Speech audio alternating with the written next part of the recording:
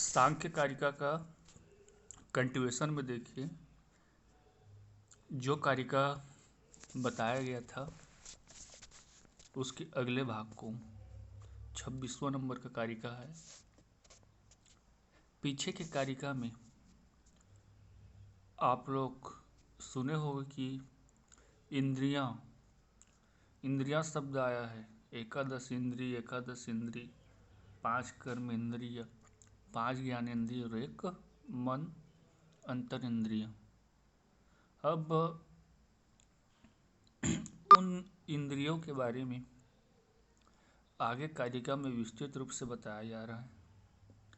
जो इंद्रियां होती हैं उसको 2 भागों में बांटा गया है, बाह्य इंद्रिय और अंतर इंद्रिय। बाह्य इंद्रियों में ज्ञानेंद्रिय और कर्मेंद्रिय का समावेश है, जिसको 26 नंबर का जो कारिका डिस्प्ले में दिख रहा है उसमें बताया गया है।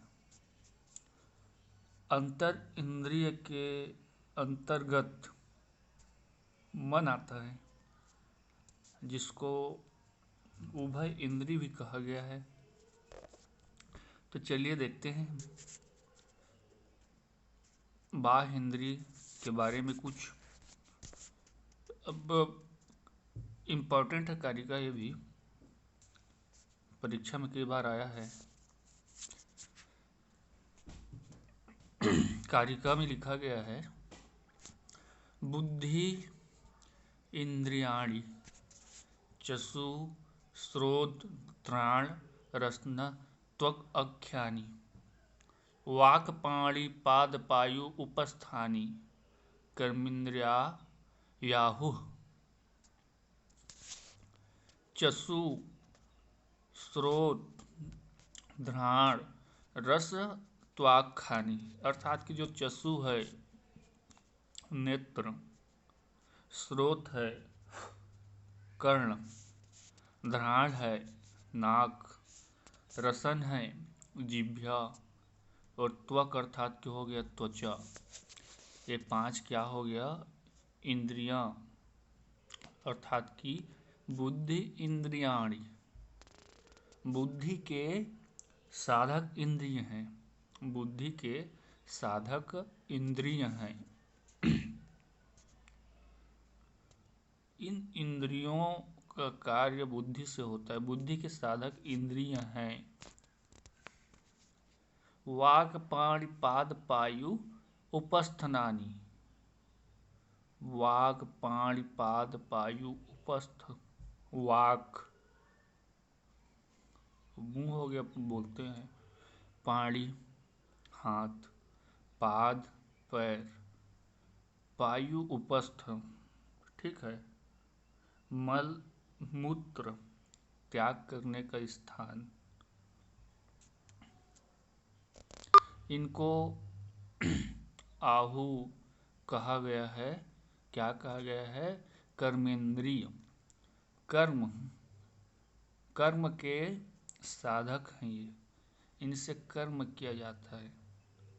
वाक हो गया बोलने का कर्म, पाणी हो गया आदान प्रदान लिखने का, हाथ से जो कर्म किया जाता है। पाद हो गया चलने का कर्म। पायु और उपस्थ से क्रमशः मल एवं मूत्र का विसर्जन करने का कर्म किया जाता है, इसलिए इसको कर्मेंद्रियां कहा गया है।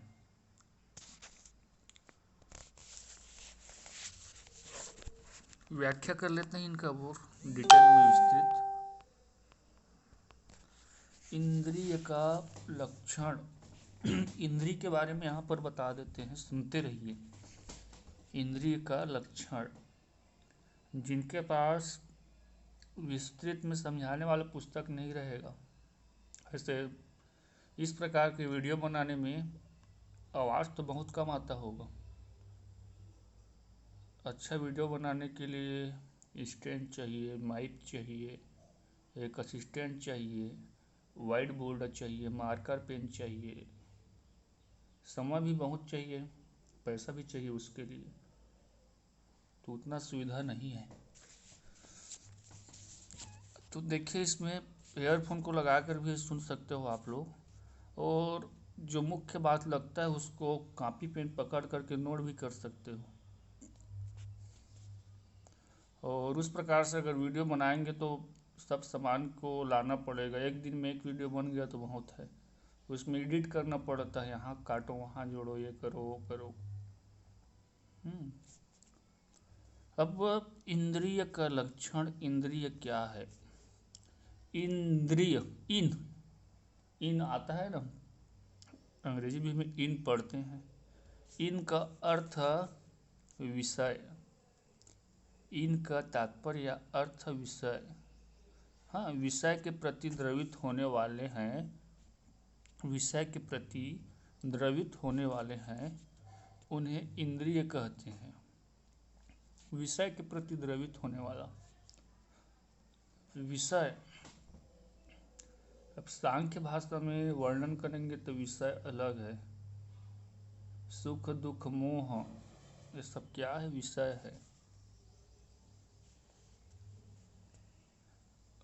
हर जगह इनका अलग अलग विवेचन किया गया है।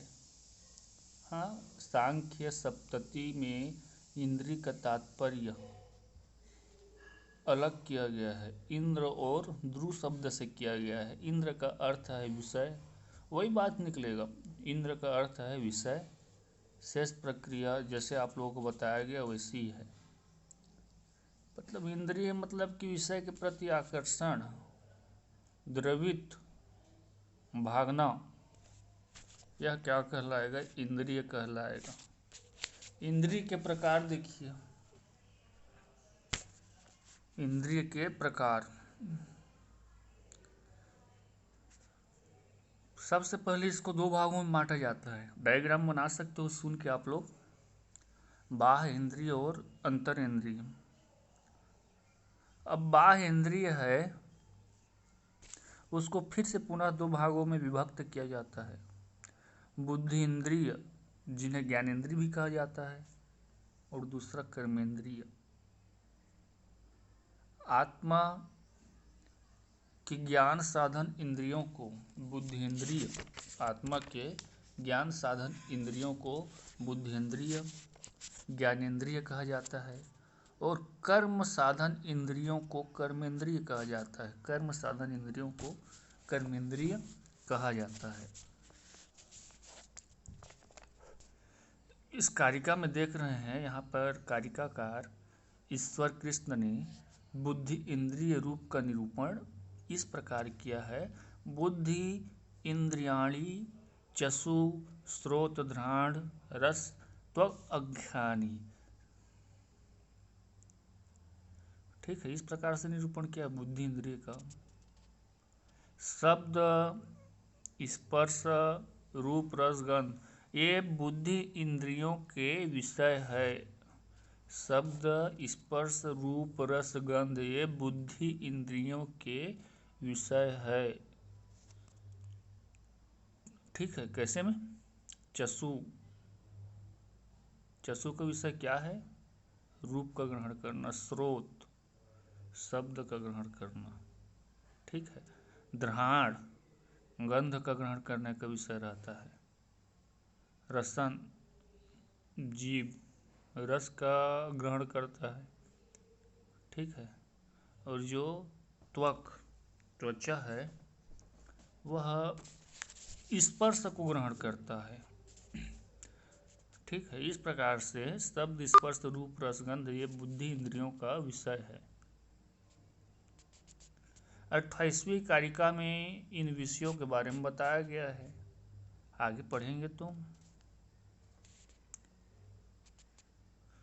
अब जो स्रोत, त्वक, चक्षु, रसन, घ्राण इस प्रकार से मतलब कि आन पूर्वी बताया गया है।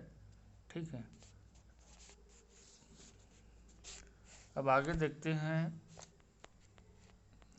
उसी को देखना पड़ेगा और थोड़ा सा व्याख्या और देख लीजिए। छोटा है कर्मेंद्रिय, ज्ञानेंद्रिय और कर्मेंद्रिय के बारे में बताया गया है। कर्मेंद्रियों का परिगणन वाक् पाणिपाद पायु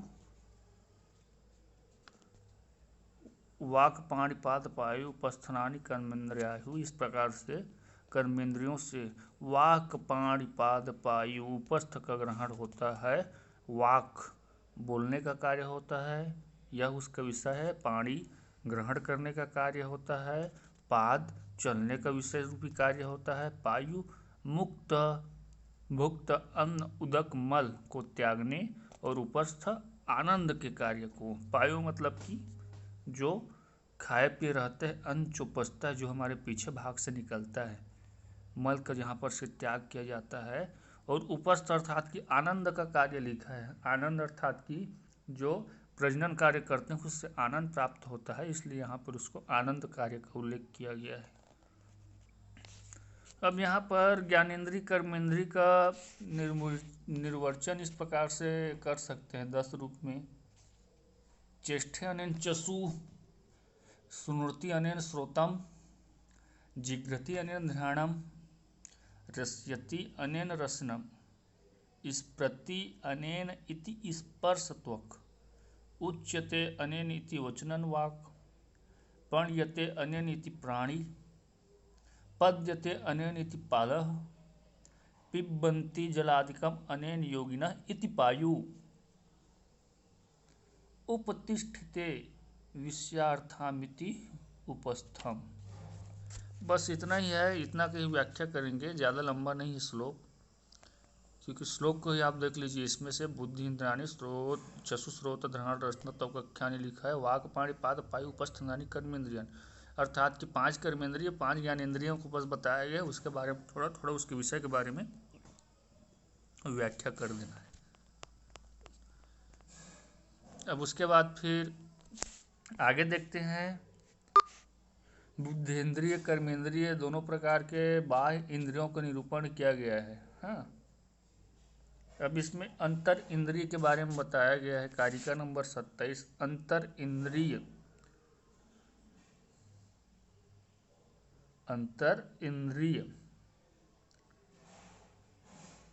उभयात्मक मनः, मन जो रहता है अंतर इंद्रिय है। उभय आत्मकम मत्र मनः संकल्पम इंद्रियम च साध्य धर्मयात्, गुण परिणाम विशेष अन्नत्वाम वा भेदश्च। अत्र, हाँ, उभयात्मकम अत्र मनः, अत्र यहाँ, अर्थात कि इंद्रियों में, मनः अर्थात कि 11वां नंबर जिसका आता है मन, उसका वर्णन किया जा रहा है। संकल्पम इंद्रियम, या संकल्प करने वाला इंद्रिय। संकल्प, अब कैसे संकल्प करता है? सोने का मन लगता है तो सोते हैं, जगने का मन करता है तो जगते हैं, पढ़ने का मन करता है तो पढ़ते हैं। छत्तीसगढ़ी में भी कहावत है एक, हाँ, जहाँ पर कोई भी कार्य करने का मन नहीं लगता उस कार्य को नहीं करते, साफ साफ बोलते हैं, मोर मन मोर दिल मोर गोड़ तरी गिर। हाँ, वही मन है यहाँ पर, संकल्प करने वाला। अब उभयात्मकम, यह उभय का कार्य करता है, दोनों प्रकार का कार्य करता है। बुद्धिंद्रिय का भी कार्य करता है और कर्मेंद्रिय का भी कार्य करता है। आँख है, बुद्धिंद्रिय के अंतर्गत आता है। नहीं देखूंगी इसको तो आँख को बंद कर लोगे, मन कहेगा तो। पैर है, कर्मेंद्रिय के अंतर्गत आता है। नहीं चलूंगा तो पैर काम करना बंद कर देगा, वहीं पर बैठ जाओगे, नहीं चलोगे। अब दोनों प्रकार का कार्य कर रहा है। कौन कर रहा है? मन। तो मन को क्या कहा गया है? उभय इंद्रियात्मक। उभय इंद्रिय 1-2 नंबर के प्रश्न में पूछा जाता है, उभय इंद्रिय क्या है, कौन है? तो उसमें आप लोग लिखोगे मन। अब इन इंद्रियों के सजाती होने पर साधर्मयात्, हाँ, साधर्मयात् लिखा है ना दूसरे चरण में, साधर्मयात्, सजाती होने पर साधर्मयात् इंद्रिय है। और उससे क्या होता है देखिए, हाँ, गुण परिणाम विषय अन्नात्वम, गुण परिणाम विशेषात्, गुणों के परिणाम भेद के कारण तन्मात्रक नामक बाह्य पदार्थों की तरह इंद्रियों की अनेकता सिद्ध होता है। हाँ, बाहरी भेद के अनुसार इसकी इंद्रियों की अनेकता सिद्ध होता है, इंद्रियां अनेक है। अब इस कारिका को बताएंगे ना तो 2-3 घंटा लग जाएगा, बहुत व्याख्या किया गया है इसका। मन बहुत लंबा चौड़ा है, ठीक है। युक्ति दीपिका में भी इसके बारे में बहुत व्याख्या किया गया है। एक श्लोक है युक्ति दीपिका में इसके बारे में, संकल्प मत्र मनः तच्च इंद्रिय शुभायथा समख्यातम अंत स्त्री काल विषय समदुभय प्रचारम तत्। हटा उसका व्याख्या और लंबा जाएगा, और देखते जाते हैं। मन का निरूपण 4-4 6 लाइन बताते जाते हैं।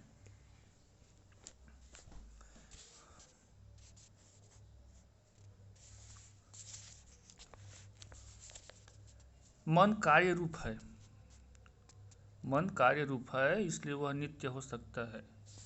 न्याय वैशेषिक विपरीत है, सांख्य मत क्या है? विपरीत। न्याय वैशेषिक विपरीत है सांख्य मत से।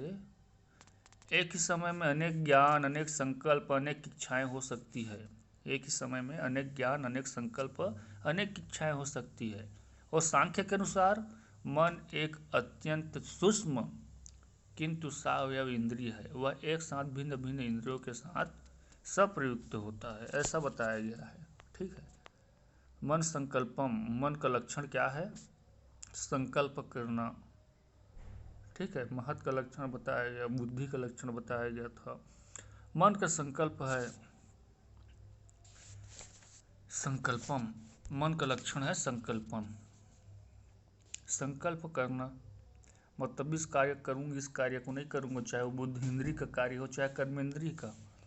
हाँ, चाहे वह बुद्धि इंद्रिय का कार्य हो चाहे कर्मेंद्रिय का, मनोव्यापार हो चाहे कोई भी व्यापार हो, उसको वह संकल्प करता है। सुगंध लेने की इच्छा हुआ तो वह सुगंध लेगा, इच्छा नहीं हुआ तो वह सुगंध नहीं लेगा। हाँ, संकल्पत्वम मनसो लक्षणम, संकल्प करना मन का लक्षण होता है, मन का वृत्ति होता है। और बहुत से बताया गया है इसमें, लंबा ज़्यादा नहीं खींचेंगे और लंबा बन जाएगा आगे। मन इंद्रिय च साधर्मयात्, मन का इंद्रियत्व, मन का इंद्रियत्व। थोड़ा सा इसके बारे में भी बता देते हैं। महत तत्व और अहंकार तत्व का अपना अपना व्यापार है, पहले बताया जा चुका है। महत तत्व का असाधारण व्यापार है अध्यवसाय, अहंकार तत्व का अभिमान। ये दोनों ही इंद्रिय नहीं है, ये दोनों क्या है? इंद्रिय नहीं है। मन का भी अपना असाधारण व्यापार है संकल्प, इन्हीं के समान। संकल्प नामक जो असाधारण व्यापार करने वाला जो मन है, महत और अहंकार की तरह ही, हाँ, इंद्रिय नहीं मानना चाहिए। सांख्य के अनुसार इंद्रिय नहीं मानना चाहिए। इस आशंका का नहीं मानना चाहिए, ऐसा कहेंगे तो इस आशंका का, हाँ, समाधान करने के अभिप्राय से कारिका में इंद्रिय च साधर्मयात् लिखा गया है। उधर जो बताया गया था महत और अहंकार वो इंद्रिय नहीं है, लेकिन उनका भी लक्षण इत्यादि बताया गया, तो उसी के समान यह मन भी है क्या? लेकिन मन तो इंद्रिय है, तो साधर्मयात् कहा गया है, उसके समान नहीं है, ऐसे करके इस 26वां कारिका में साधर्मयात् कहा गया है। 26वां कारिका जो है इसमें बताया गया है कि इंद्रिय, हाँ, इंद्रिय की अर्थात कि इंद्रिय क्या है, मतलब कि इसके लिए इंद्रस्य आत्मनः चिन्ह वाग इंद्रियम व्युत्पत्ति बताया गया है। हाँ, सात्विकाओ अहंकारो त्वम लक्षणम। देखिए, पांचों बुद्धिन्द्रिय, पांचों कर्मेंद्रिय और मन साधर्म अर्थात कि सादृश्यता पाया जाता है, सादृश्यता पाया जाता है। किनमें किनमें? बुद्धिन्द्रिय, बुद्धिन्द्रिय है, कर्मेंद्रिय और मन है, जिसके आधार पर मन बुद्धि इंद्रिय और कर्मेंद्रिय के समान एक इंद्रिय है। इसी को समझना है, जिसके आधार पर मन बुद्धि इंद्रिय और कर्मेंद्रिय के समान, बुद्धि इंद्रिय और कर्मेंद्रिय के समान एक ही इंद्रिय है, ठीक है। वह साधर्म क्या है? इंद्रिय का लक्षण, ठीक, अर्थात किसको उसके विपरीत नहीं मानेंगे। हाँ, और लंबा चौड़ा बताया गया है, ज़्यादा बढ़ जाएगा। उभयात्मक मना, मन उभय इंद्रित्व है। अब कैसे उभय इंद्रित्व है? कर्मेंद्रिय में कर्मेंद्रिय, ज्ञानेंद्रियों में ज्ञानेंद्रिय बन जाता है मन। उदाहरण के लिए उभय इंद्रिय है, कर्मेंद्रिय ज्ञानेंद्रिय दोनों है, तो जहाँ पर कर्म कार्य किया जाता है वहाँ पर कर्मेंद्रिय बन जाता है, जहाँ पर ज्ञान का कार्य किया जाता है ज्ञानेंद्रिय बन जाता है। दोनों प्रकार का है। उदाहरण के लिए देवदत्त ग्वालों को बीच में ग्वालों का कार्य करता है, गाय चराने जाता है देवदत्त नाम का व्यक्ति, तो गाय चराने का कार्य करता है। और पहलवानों के बीच में जब जाता है वह, तो पहलवान कर्म उठा पटक करने का कार्य करता है। अर्थात देवदत्त क्या है? ग्वाला भी है और पहलवान भी है। उसी प्रकार से यह जो मन है वह उभय इंद्रिय है, उभयात्मक कार्य करता है। जब वह कर्म करने का मन करता है तो कर्मेंद्रिय कहलाता है, और ज्ञान करने का मन करता है तो ज्ञानेंद्रिय, देवदत्त की तरह। ज़्यादा व्याख्या नहीं करेंगे, आगे चलते हैं। गुण परिणाम विशेषात्मा भावभेदश्च, ऐसे करके इंद्रियों की अनेकता, इसमें भी बहुत लंबा चौड़ा व्याख्या किया गया है।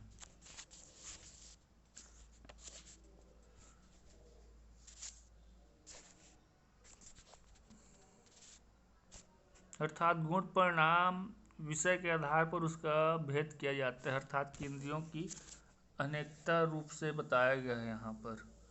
जैसे कि एक ही मनुष्य संपर्कवश नाना भाव स्वीकार करता है। एक ही मनुष्य संपर्कवश नाना भाव स्वीकार करता है। जैसे कि कामनी के संपर्क में वह कामुक हो उठता है, और विरक्त के संपर्क से विरक्त। ऐसे ही मन भी चक्षु आदि इंद्रियों के संपर्क से उसके साथ ही एक ही भाव हो जाता है। हाँ, और एक ही भाव हो जाने का कारण रूप धारण कर लेता है। सत्व आदि गुणों का परिणाम भेद होने पर वह नाना तत्व कारण हो जाता है। मन के नाना भाव का अनुमान, हाँ, मन के नाना भाव का अनुमान अन्यत्र मना अभूमम नास्रोसम इत्यादि श्रुति जो बताया गया है उपनिषद में, उससे सिद्ध है। जब तक मन चक्षु आदि से संयुक्त नहीं होता तब तक चक्षु आदि अपना कार्य व्यापार नहीं करते। इससे भी मन का चक्षु आदि इंद्रियों से संयोग अनुभव सिद्ध होता है। इस व्याख्या के आधार पर यहाँ पर बताया गया है, और लंबा है, जैसे कि मतलब की ओर बताया गया है। जैसे पृथ्वी एक ही है, किंतु उससे उत्पन्न सबके अनुभव में आने वाले घट है, बट है, दंड है आदि का भाव भेद भिन्न है। हाँ, या जैसे जल एक है, वह निमित्त भूत है, लेकिन भू विकारों को प्राप्त कर नारियल का जल, ताड़ का जल, ताड़ी का जल, फल के रस के रूप में जल, मधुर अम्ल लवण कसाय स्वादों से भिन्न भिन्न हो जाता है। वैसे ही अहंकार के अदृष्टात्मक सहकारिता विशिष्ट परिणाम भेद से भिन्न भिन्न इंद्रिय और तन्मात्राओं से उत्पन्न हो जाते हैं। ऐसा मतलब कि मन है। बस इतना बहुत इसके बारे में लिखना, और तो बहुत सारा बताया गया है, लेकिन उदाहरण के रूप में है। कारिका से संबंधित इतना ही लिखना है। नहीं समझ आया होगा जहाँ पर, उस लाइन को आप लोग पूछ सकते हो ना। धन्यवाद।